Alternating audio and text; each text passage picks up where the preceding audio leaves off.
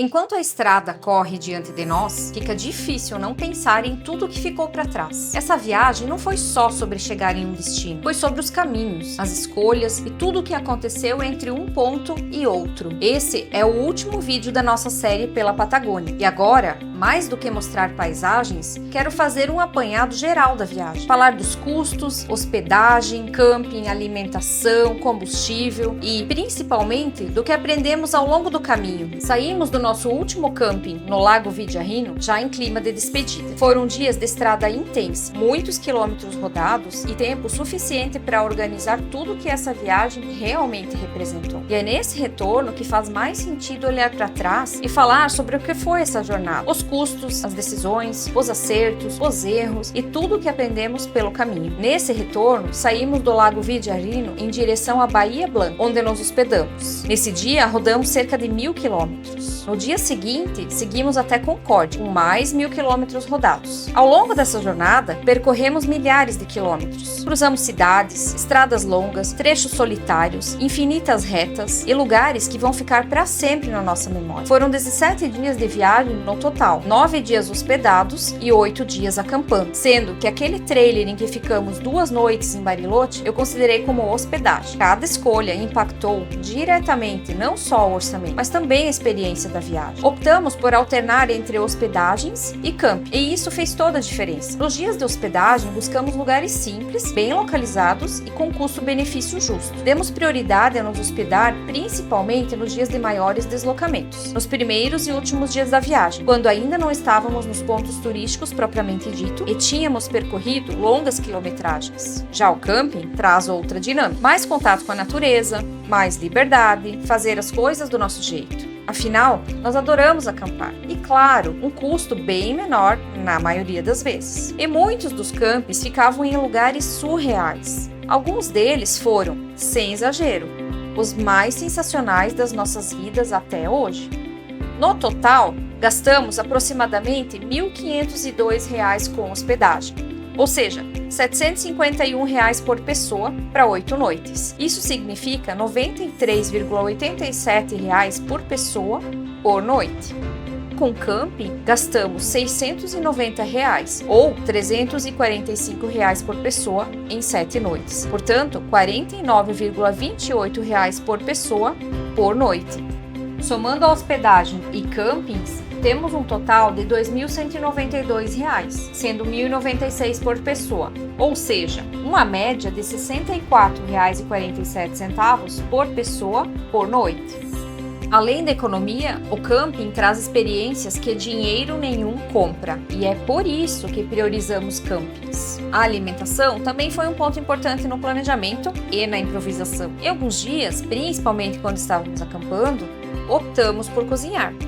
Em outros, comemos fora, conhecendo restaurantes locais e aproveitando a gastronomia da região. Claro, não extrapolamos nos gastos, mas o Paulo não deixou de experimentar suas cervejas e eu os alfajores. A gente também precisa curtir, né? E pizza, quando saíamos, era quase sempre o prato da mesa. Amamos pizza. No mercado, comprávamos águas, frutas, itens básicos. E nos campings fazíamos ovos, pão, salsicha e também de vez em quando rolava um tradicional churrasco. No total, os gastos com alimentação ficaram em torno de R$ 2.020, o que dá algo em torno de R$ 60 por pessoa por dia. Aqui fica um aprendizado importante. Alternar entre cozinhar e comer fora ajuda muito a equilibrar o orçamento sem abrir mão da experiência. E normalmente não almoçávamos propriamente dito. Fazíamos lanches e comíamos algo leve, principalmente nos dias de muita quilometragem. Comer demais dá sono, e isso definitivamente não é bem-vindo pilotando uma moto. Como vocês perceberam ao longo dos vídeos, não ostentamos em alimentação e bebidas. E por isso nossa viagem como um todo teve um custo bem interessante. E isso encoraja qualquer um a viajar por aí, pois não precisa ser caro. Tudo depende das escolhas. Só para deixar registrado, durante a viagem pagamos os pesos argentinos na média de 190 mil pesos para R$1, que era a cotação aproximada em novembro de 2024. Com base nisso, fizemos as contas e apresentamos aí no vídeo. Para quem viaja de moto, o combustível é um custo importante, também um fator que define o ritmo da viagem. Rodamos cerca de 8.500 quilômetros em 2 motos. Ambas fazem médias muito boas, mesmo carregadas, entre 18 e 21 km por litro. O gasto aproximado foi de R$ 3.190 em combustível, algo em torno de R$ 1.500 por moto. Em alguns trechos, os postos eram escassos. Então, o planejamento foi essencial. Sempre que possível, abastecíamos. Não passamos nenhum aperto, não levamos combustível extra e não foi necessário. Como sempre digo, nossas motos fazem ótimas médias e nós andamos de boa. Tanto que, no final do ripio da Ruta 40, onde muita gente tem medo de ficar sem combustível, existe um posto, mas nós nem utilizamos. Só fomos abastecer mesmo lá em Chosmalau. Muita gente nos pergunta como usamos o dinheiro durante a viagem. Já na fronteira, trocamos dinheiro com um cambista. Temos o contato de um rapaz e já fizemos dessa forma em outra oportunidade. Mas como os pesos argentinos são volumosos e não queríamos andar com tantas notas, trocamos apenas parte do dinheiro no início da viagem. Outra forma que usamos bastante foi fazer Pix e sacar pelo Western Union. O saque foi tranquilo, mas é importante pesquisar quais cidades têm atendimento e saber que pode acontecer de o local estar sem dinheiro. Conosco isso aconteceu apenas uma vez. Chegamos, era uma casa lotérica, estava sem dinheiro, mas pediram para aguardarmos até entrar em pagamentos de boletos e logo conseguimos sacar. Por garantia, é importante fazer saques não tão altos, ainda que sejam mais saques, pois se não tiver dinheiro suficiente você não consegue sacar, pois não é possível fazer um saque parcial. Por isso, é melhor sacar, por exemplo, 2 vezes de R$ 2.000 do que programar um saque de R$ 4.000. Mas para o final da viagem, por praticidade, usamos o cartão de débito.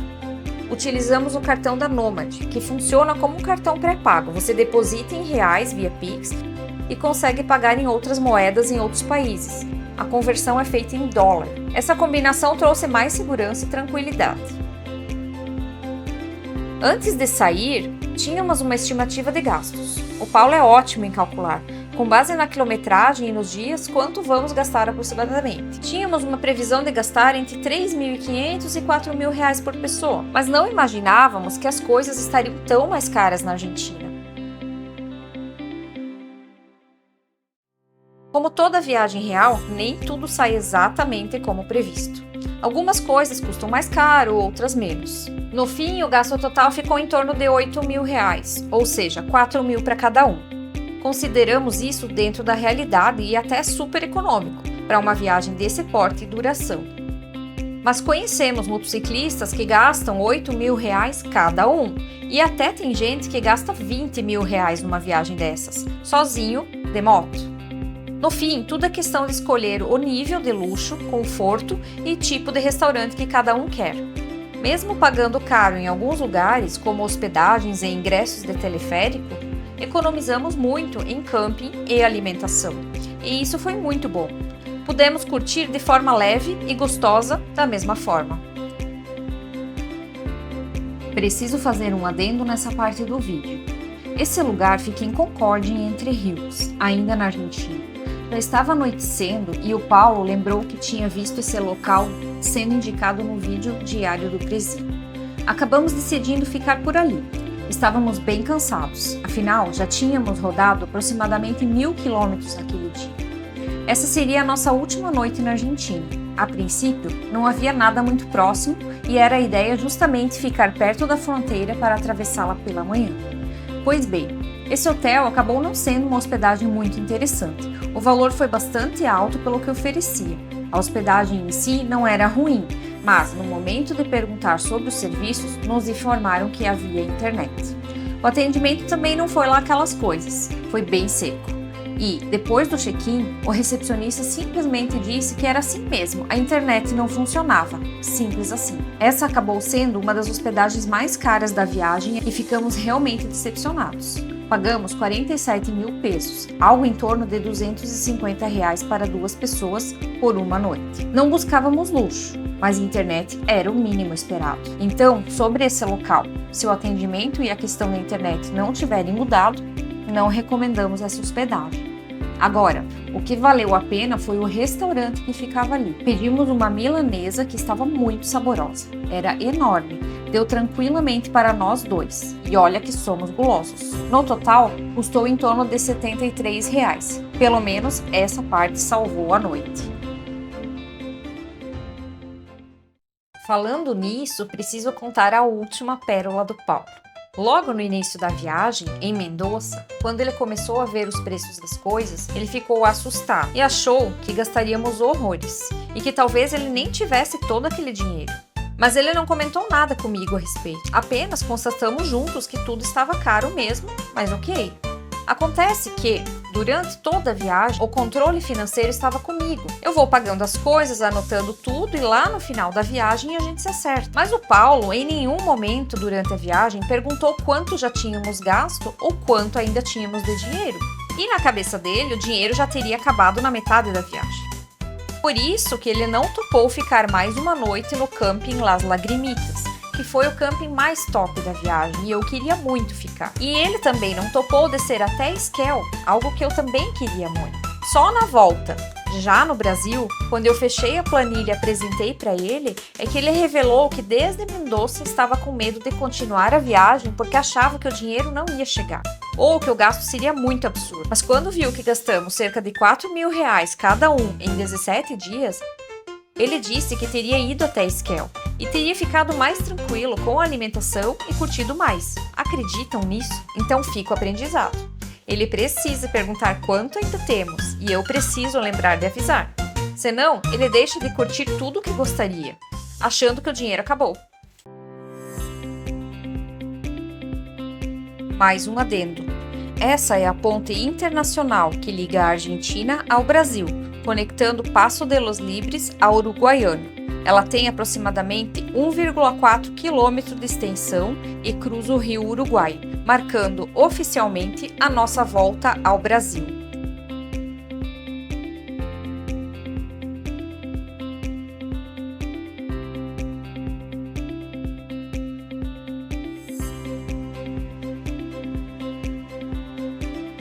Se fôssemos fazer essa viagem hoje, algumas escolhas seriam diferentes.